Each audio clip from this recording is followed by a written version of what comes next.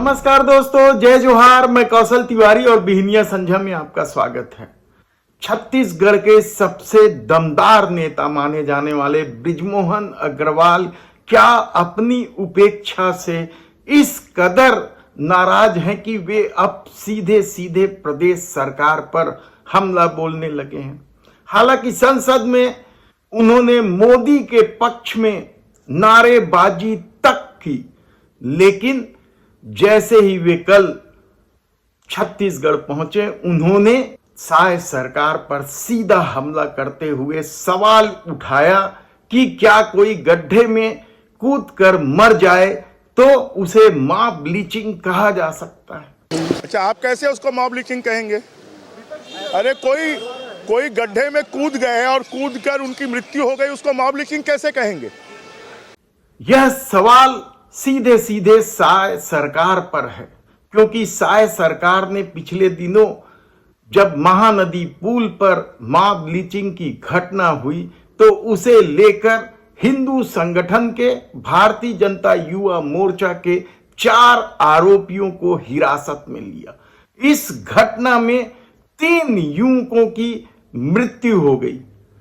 कहने को तो पुलिस शुरू में यही कहते रही कि उनकी मृत्यु गौरक्षकों से बचने के लिए नदी में कूद जाने की वजह से हुई, लेकिन जब दबाव बढ़ा, कांग्रेस सहित विभिन्न दलों ने सरकार के इस रवैये को लेकर सवाल उठाने लगे तो आनंद फानंद में मॉब लिंचिंग के तहत 4 लोगों की गिरफ्तारी और चारों युवक गौरक्षा के नाम पर संगठन बनाए हुए हैं। ये हिंदूवादी संगठनों से जुड़े हुए हैं और भारतीय जनता युवा मोर्चा के पदाधिकारी भी हैं।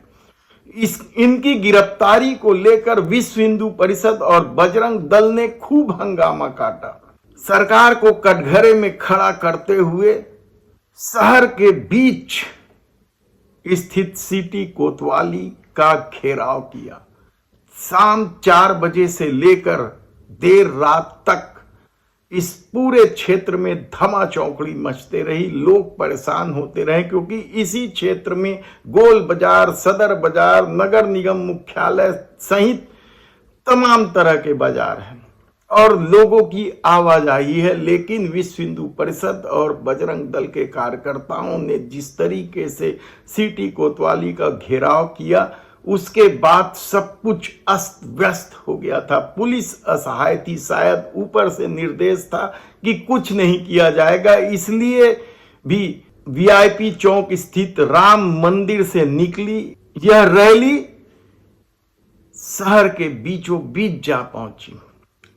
हमने तब भी सवाल उठाया था कि क्या कोई दूसरे संगठन को इस तरह से इजाजत दी जाती, लेकिन अब इस हिंदू परिषद और बजरंग दल के दबाव में जो थानेदार हत्यारे गौरक्षकों के खिलाफ कार्रवाई कर रही थी, यानी उन्हें आरोपी मानकर लगातार गिरफ्तार कर रही थी, उस थानेदार को बदल दिया गया है। हिंदू संगठन थानेदार को बदल देने से कितने संतोष हैं कहना मुश्किल है, लेकिन कल जब बृजमोहन अग्रवाल दिल्ली से लौटे और पत्रकारों ने इस मामले को लेकर सवाल उठाया तो वो उल्टे पत्रकारों से ही पूछने लग गए कि क्या कोई गड्ढे से कूदकर मर जाए तो उसे मॉब लिंचिंग कहेंगे? कैसे उसको मॉब लिंचिंग कहेंगे? अरे कोई गड्ढे में कूद गए और कूदकर उनकी मृत्यु हो गई, उसको मॉब लिंचिंग कैसे कहेंगे? और यह सवाल सीधे सीधे सरकार पर है कहा जाए तब भी गलत नहीं होगा, क्योंकि कवर्धा में मामूली झंडे विवाद को लेकर हुए तनाव के बाद विजय शर्मा नेता बनकर उभरे थे और आज प्रदेश के गृह मंत्री हैं। ऐसे में बृजमोहन अग्रवाल का हमला क्या साय सरकार पर है या विजय शर्मा पर है, कहना कठिन है।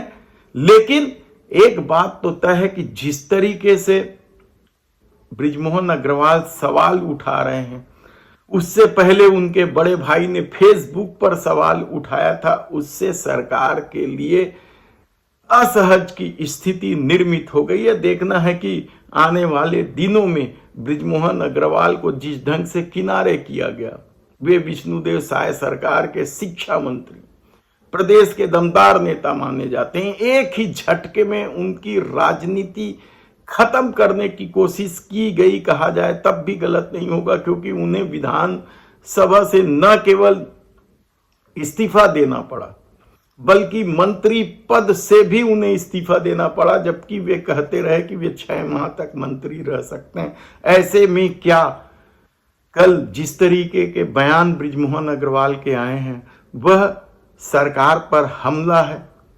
देखना होगा।